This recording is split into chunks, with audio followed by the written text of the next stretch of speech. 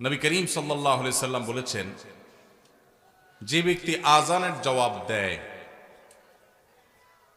ওই ব্যক্তিকে আল্লাহ রাব্বুল আলামিন মুয়াজ্জিন আজান দিয়ে যে পরিমাণ সওয়াব পায়, আজানের জবাব দিলে আল্লাহ তাআলা তাকেও সেই পরিমাণ সওয়াব দান করবেন।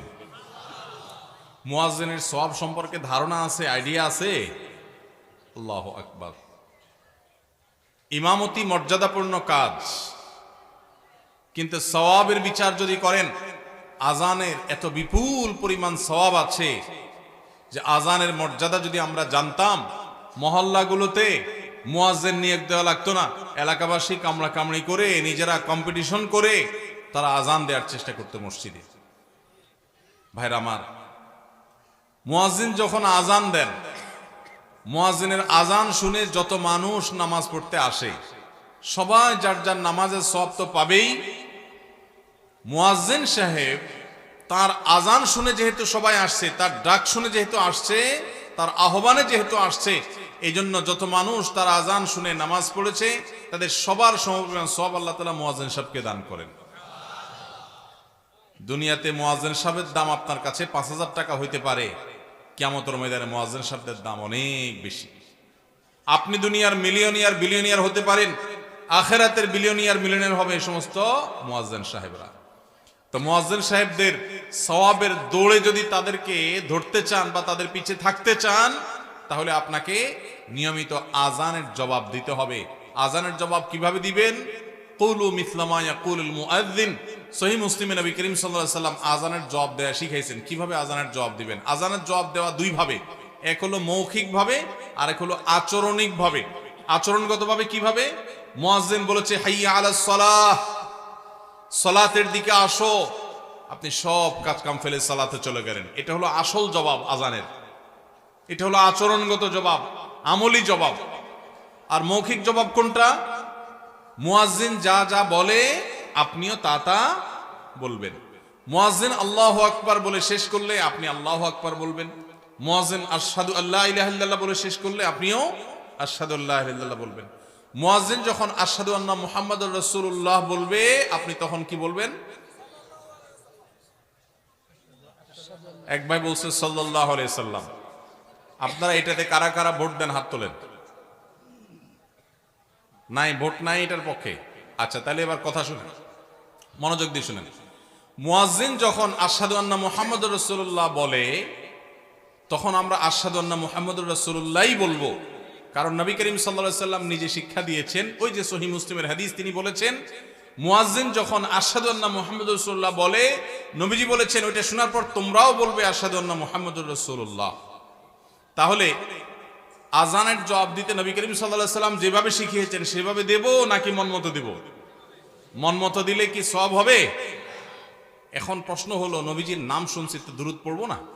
উত্তর হলো অবশ্যই পড়বো। সেটা হবে আজানের শেষে, সেটা হবে আজানের শেষে। তাহলে আশহাদু আন্না মুহাম্মাদুর রাসূলুল্লাহ যখন বলবো, তখন আমরা আশহাদু আন্না মুহাম্মাদুর রাসূলুল্লাহই বলবো। এদেশে আশহাদু আন্না মুহাম্মাদুর রাসূলুল্লাহ মুয়াজ্জিন যখন বলেন, নবীজি সাল্লাল্লাহু আলাইহি সাল্লামের মহব্বতে হাতে আঙ্গুলে চুমু খেয়ে চোখে লাগানো, এই সংস্কৃতি আমাদের কাছে পরিচিত। কিন্তু আজানের জবাব যে দিতে হয় সুন্নত, সেটা আমাদের কাছে পরিচিত নয়। যেটা নবীজি করতে বলেছেন সেটা আমরা জানি না, যেটা নবীজি করতে নির্দেশ করছেন বলে কোনো প্রমাণ নাই সেটা আমরা সবাই জানি। এই জন্য সঠিকটা আমাদের জানতে হবে এবং আমল করতে হবে। আজানের জবাবে হাইয়া আলাস সালাহ হাইয়া আলাল ফালাহ যখন বলবে, তখন শুধুমাত্র বলতে হবে কি? লা হাওলা ওয়ালা কুওয়াতা ইল্লা বিল্লাহ। লা হাওলা কুওয়াতা ইল্লা বিল্লাহ কেন বলতে হয়? এর রহস্য আছে। রহস্য হলো, মুয়াজ্জিন যখন বলে হাইয়া আলাস সালাহ, তোমরা সালাতের দিকে আসো, নামাজের দিকে আসো, মুয়াজ্জিন যখন বলে হাইয়া আলাল ফালাহ, তোমরা সফলতার দিকে আসো, তখন আমরা বলি লা হাওলা ওয়ালা কুওয়াতা ইল্লা বিল্লাহ, যার অর্থ হলো কোনো ভালো কাজ করার ক্ষমতা, কোনো মন্দ কাজ থেকে বেঁচে থাকার ক্ষমতা আল্লাহ তৌফিক না দিলে কারোর হয় না। এই জন্য আমি নামাজে যাওয়ার নিয়ত করলাম, ভালো কাজ যাওয়ার নিয়ত করলাম, কিন্তু সেই সাথে এই বাক্য উচ্চারণ করার মধ্য দিয়ে আল্লাহর যে একচ্ছত্র ক্ষমতা সেটা স্বীকৃতি দিলাম এবং প্রকারান্তরে আল্লাহর কাছে সাহায্য চাইলাম যে আল্লাহ তৌফিক দিলে আমি যাব নামাজে। এই জন্য হাইয়া আলাস সালাহ হাইয়া আল ফালাহ বলার সময় লা হাওলা ওয়ালা কুওয়াতা ইল্লা বিল্লাহ পড়তে হয়। এরপর আল্লাহু আকবার লা ইলাহা ইল্লাল্লাহ বলার সময় আবার যা আছে তা আল্লাহু আকবার, আল্লাহু আকবার, লা ইলাহা ইল্লাল্লাহ। এইভাবে আজানের জবাব দিতে হয়।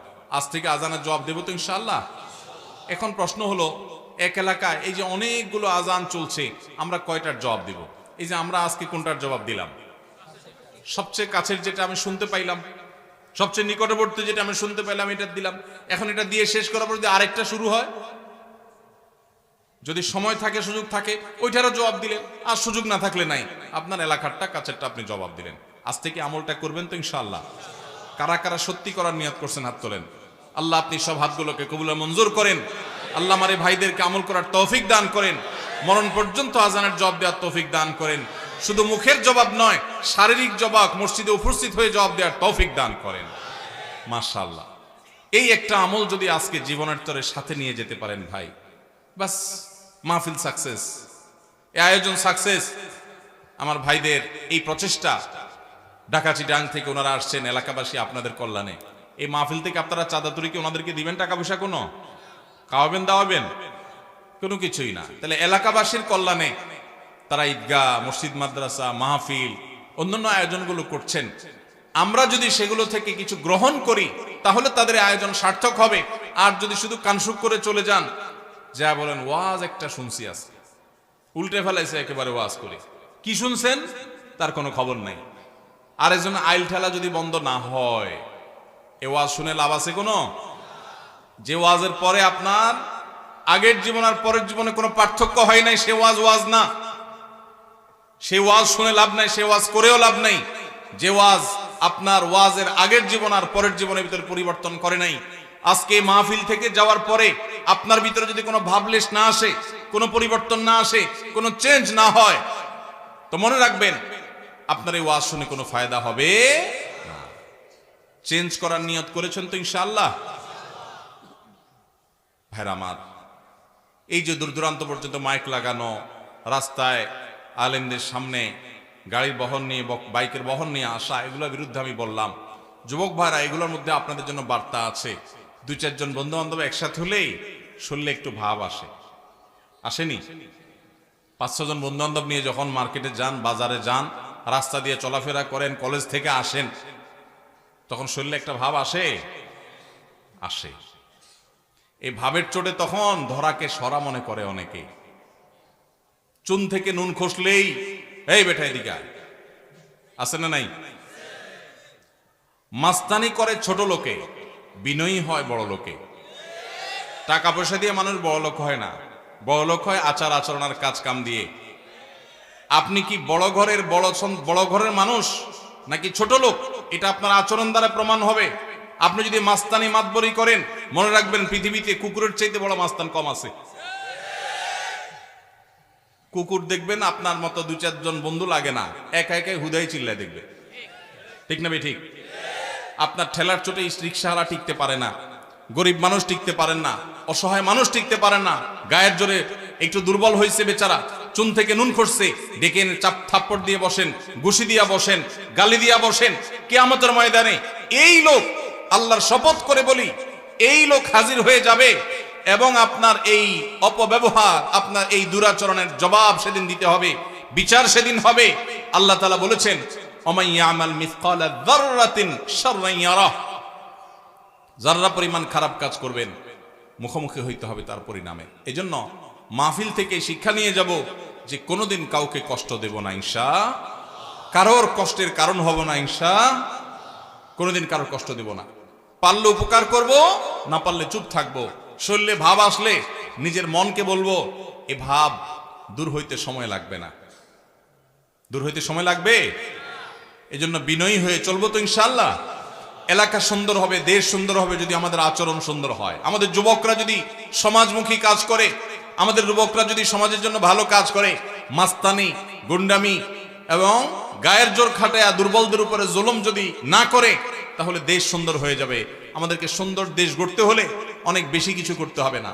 আমরা যদি সবাই সবার অধিকারগুলো দেয়া শুরু করি, কেউ যদি কারো কোনো কষ্টের কারণ না হই, কারোর সাথে মাতবরি, সরদারি, গুন্ডামি এবং গায়ের জোর খাটানোটা না করি, তাহলে এই দেশ এমনি স্বর্ণের দেশ হয়ে যাবে ইনশাআল্লাহ। আমরা মুসলমান, ওয়াজ শোনার ব্যাপারে উস্তাদ। হাজার হাজার যুবক ওয়াজ শুনে ঘন্টায় ঘন্টা বসে, মাগার যুবক, ওয়াজের উপরে আমল করার প্রশ্ন আসবে যখন পাবলিক বাসে উঠছেন 4-5 বন্ধু মিলে, ডাকছেন কন্ট্রাক্টরকে ভাড়া নেওয়ার জন্য, একবারের বেশি 2বার ডাকছেন, বেচারা শুনে নাই, অন্য মনস্ক ছিল, এরপর ডাইকায় না কলার ধরে বলছেন এই বেটা, কথা কানে যায় নাই, এরপর দিলেন 2-4টা চটকনা। এইটা যদি হয় তাহলে আপনার এরকম শত শত ওয়াজ মাহফিলে শুয়ে গড়াগড়ি খাইলেও 2 পয়সায় কোনো লাভ হবে। আর যদি এখান থেকে শিক্ষা গ্রহণ করে কোন দুর্বলের উপরে আঘাত করার আগে আপনার হাত থেমে যায়, আপনার মুখ থেমে যায়, আপনার বিবেক সেখানে যদি কাজ করে, অ্যাক্টিভ হয়ে যায়, তাহলে মনে করতে হবে ওয়াজ আপনাকে কাজ ধরেছে, ওয়াজ আপনাকে এফেক্ট করেছে, ওয়াজ আপনাকে সুপথে এনেছে, তাহলে এটাই হবে আপনার সার্থকতা। সেই যুবক পাওয়া কঠিন যেই যুবক তার যৌবনে কোনো মানুষের উপরে মাস্তানি মতবারি করে নাই, কারোর উপর দুর্ব্যবহার করে নাই, গায়ের জোর খাটা নাই, অন্যায় জুলুম করে নাই, খারাপ কাজ করে নাই, হারাম সম্পর্ক করে নাই। এইরকম যুবক পাওয়া এখন সোনার হরিণ হয়ে গেছে। কিন্তু যদি সেই কাজটা আপনি করতে পারেন, আল্লাহর কাছে সবচেয়ে প্রিয় যুবক হবেন, আপনি সবচেয়ে সাকসেস যুবক হবেন, সবচেয়ে আদর্শ মুসলমান হবেন। সেই মুসলমানই স্পেন বিজয়ী তারেক বিন জিয়াদের মতো মুসলমান হবে, সেই মুসলমানই, সেই যুবকই ইনশাআল্লাহ মোহাম্মদ বিন কাসেমের মতো ভারতবর্ষ বিজয়ী যুবক হবে।